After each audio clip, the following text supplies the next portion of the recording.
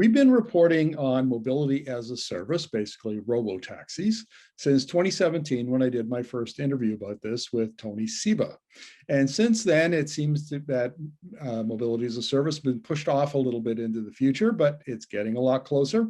And we're going to talk to Dr. James Jeffs from IDTechX about a recent study he did on some of the key issues around mobility as a service. So welcome to the interview, James. Thank you, Markham. Yeah, happy to be here and excited to talk about what's going on in mobility as a service. Excellent. Well, look, let's start with the impact of COVID-19. How has the pandemic advanced mobility as a service?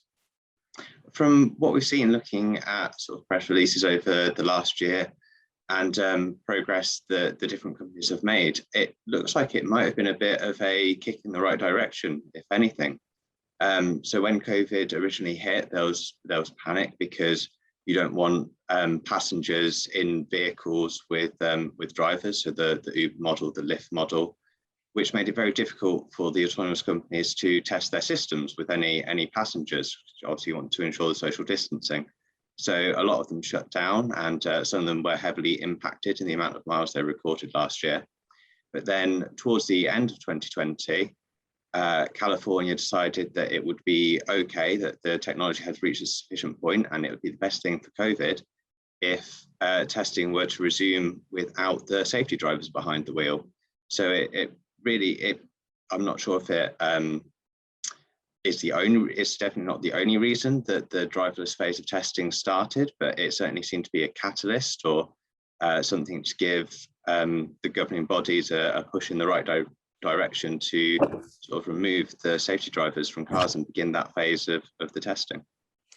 Now, well, let's talk about the technology. This is an area that's of significant interest and also a lot of progress in the last little while, I understand. Yes, so we look at California's DMV database of recorded disengagement. So everyone who's doing tests in California is required to report about how they performed.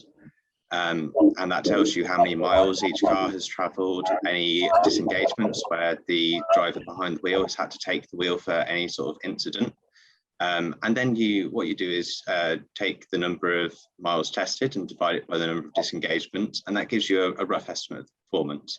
So if the average driver drives in the region of 10 to 15,000 miles a year. So if a disengagement statistic was 10,000 miles per disengagement, that means the average driver could sit in that autonomous car for a year and they'd only have to touch the wheel once. So that's how we measure how far the technology is progressing. And since 2015, when these reports started, we've seen almost a doubling of miles per disengagement year on year. And that growth has continued to 2020. So here we're seeing a lot of progress. And at this moment, or at the end of 2020, it was 30,000 miles per disengagement, where the average American manages 480,000 miles per crash. Now, I gather one of the factors driving this is the improvement of the technology and how it's come down in price. And Apple, oddly enough, is driving part of this price reduction around LiDAR. Can you explain that, please? Yes, so at the end of last year, Apple announced that they would be putting LiDAR in some of their mobile devices. So specifically, I think the latest iPhone and the most expensive top of the range iPad. So LiDAR, light detection and ranging, sends out a laser beam and waits for that laser beam to come back. You time when did you send it out, how long did it take to get back, and that tells you how far away an object is. In camera phones and in Apple's case, they can use that for very precise distance measuring for autofocusing. For cameras, they can use it for augmented reality applications. So you might have seen augmented reality apps where you hold your phone up and it shows the scene and it puts a little dinosaur or an animated cat or something like that in the scene. Knowing the distance to objects makes doing that much easier and much more precise and gives you a better experience. And the knock-on effect of that is that it's sort of a mass adoption of LiDAR, which drives down some of the component prices of LiDAR. and helps the autonomous vehicles then pick up LiDAR at a much more affordable price. So a few years ago, LiDAR was around $75,000 per unit. There was a phase of increased production and it came down to $7,500 per unit. But autonomous cars still need in the region of 5 to 10 LiDARs. So we're talking tens of thousands to equip the vehicles with sufficient LiDAR.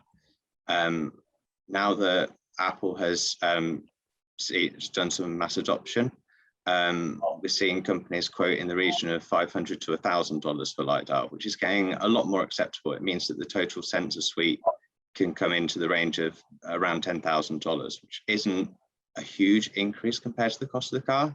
And if you think about it in terms of how much a driver would cost to pay, a taxi driver a salary, it's quite a small amount now. Now, there's another form of radar that you mentioned in your report, imaging radar, that I haven't run across before. Could you explain what that is? Yeah, so this is something that's sort of emerged over the last 2 years. When you think of radar, you might think of the old sort of maybe war films where you've got a dot on a screen and a bar that scans across, and that's sort of an old spinning radar.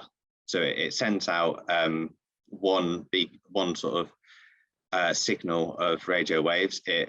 That wave bounces off an object, it comes back to your emitter sensor, and you time the difference, and then you're able to say there's an object about this size at maybe 100 meters.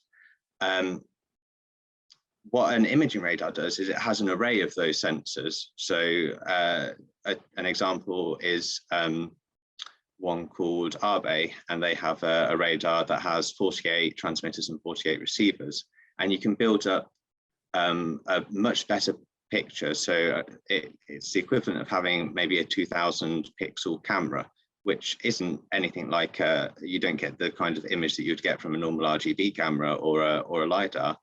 They're still much more sort of high resolution, but radar can be made a lot cheaper. So that's kind of the incentive for going down the radar route. And when you've got that kind of image quality, you're really able to make distinctions that incumbent radar technologies weren't able to do. So for example, being able to detect free space under a bridge is something that's very difficult for sort of an older radar with very few transmitters and receivers, but it's something that's quite easy to do for an imaging radar where you can get much better vertical separation. So you see that there's a stationary object, but you're also able to recognize that there's free space to pass underneath that stationary object. Now, my understanding is that there's already some mobility as a service companies operating in China. We've got a few operating in the United States. I understand you can take like an autonomous shuttle from the airport in Las Vegas down to the Strip. But you think that mobility as a service will really start to roll out as a commercial service 3 years from now. Could you explain that?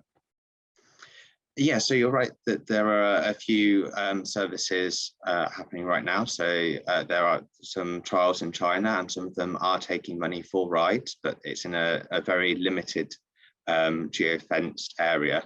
And there are obviously the ones in America. So there's Las Vegas, there's ones in Phoenix, and ones in California. The state at the minute is lots of those are able to offer rides without a driver behind the wheel, so completely driverless, in very limited areas. So the reason that I said 2 to 3 years is going back to that technology growth, the doubling of disengagement miles every 2 to 3 years. If you project that forwards, then in 2 to 3 years' time, you start to see that autonomous vehicles should be performing at the same safety as a regular driver. So at that point, there isn't really the safety argument or the, can we trust it argument. We'll have proof and evidence and recorded numbers that you're much safer getting into one of these vehicles than you are getting into a driver's vehicle, a human driving vehicle. And there's the companies that are testing, for example, Cruise, are saying that they're targeting 2023 for rollout of services. So that's when they want to be getting their services rolling out. And if we look at the disengagement performance growth their targets, then it seems likely that commercial services will arrive in 2 to 3 years' time, 2023, 2024. I'm not saying that in 2023, 2024, everyone will have these running around their cities and towns. It's going to be a rollout in a very similar way to Uber a decade ago. So Uber started in one city, it grew, it progressed to another city, and then it grew city by city. And even now it's still growing. I spoke to my family this weekend who live in a rural part of England, and they don't have Uber where they are. I have Uber where I am in a reasonably big town, but Uber is still growing. It's still in the adoption curve. So when we see the beginning of commercial services in 2023 or 2024, it'll be probably in the towns that have been testing. It'll be in Phoenix, in suburbs. It'll be in Las Vegas, doing the runs that you mentioned from the airport to set hotels.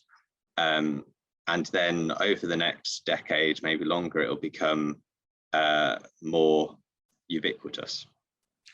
Now, I had guessed, James, that they would actually start in the cities, and mobility as a service would be really valuable to people downtown.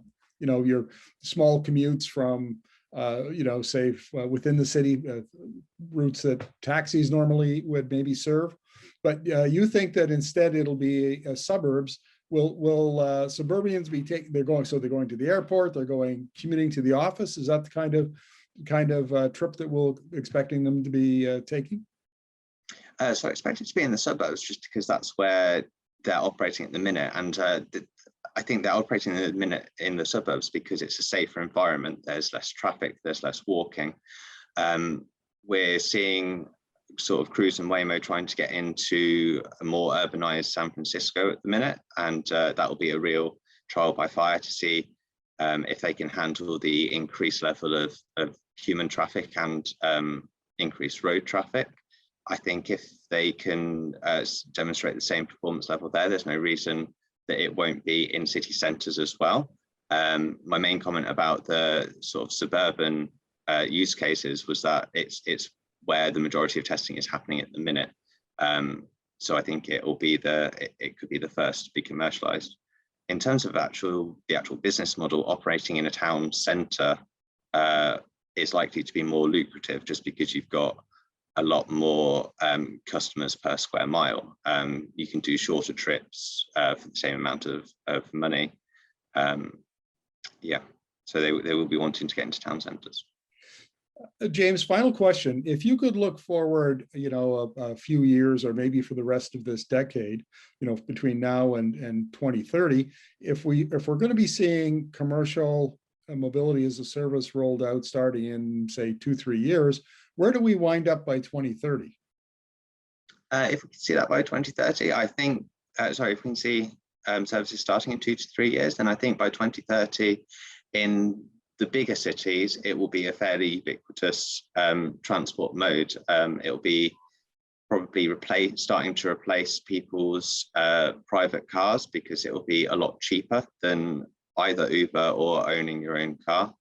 But certainly limited to big cities, and probably not intercity either. I think by that point, I think we'll be in the height of city by city rollout. Great, James, thank you very much for this. Really appreciate your insights. No, thank you for having me, and it's been a great conversation.